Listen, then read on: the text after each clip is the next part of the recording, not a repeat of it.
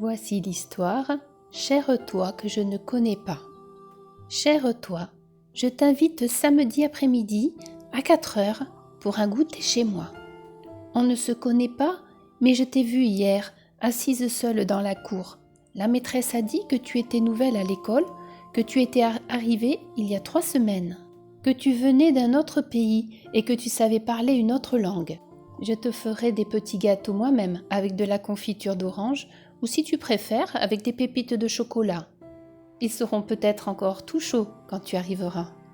Je te mettrai sur la table une nappe en papier. Comme ça, ce ne sera pas grave si on fait des taches. Je préparerai du chocolat chaud, mais si tu préfères, je pourrai faire du thé.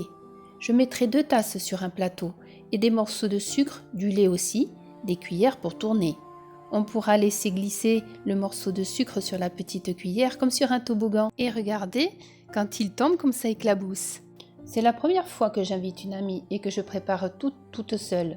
J'espère que je penserai bien à tout. Toi, tu pourras m'apporter des fleurs, mais si tu oublies ou que tu n'en trouves pas, tu pourras en cueillir dans mon jardin avant de sonner chez moi. Je ferai comme si je ne les reconnais pas. S'il y a du soleil, on s'assiera sur les marches de la maison.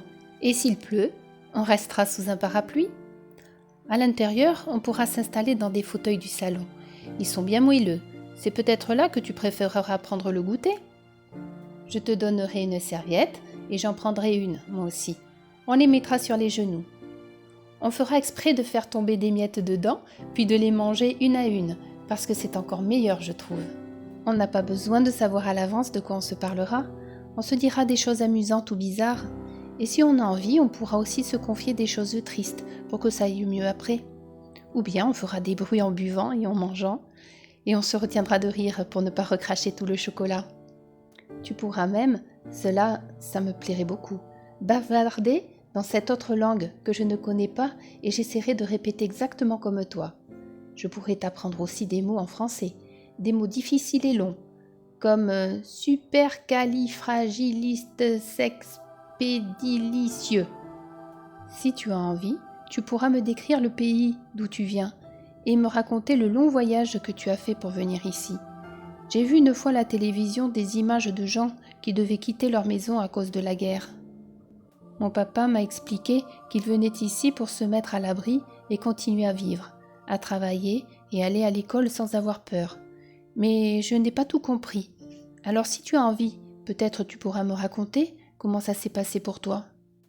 Tu pourras aussi apporter des photos de ton ancienne école, de ta famille, de toi quand tu étais petite.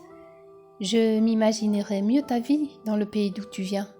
Je sortirai aussi mon album. Je te montrerai des photos de moi apprenant à faire du vélo ou celles où je suis tombée dans mon gâteau d'anniversaire le jour de mes 3 ans. Si tu arrives un peu en retard, je t'attendrai bien sûr. Chère toi, as-tu envie de venir prendre le goûter chez moi?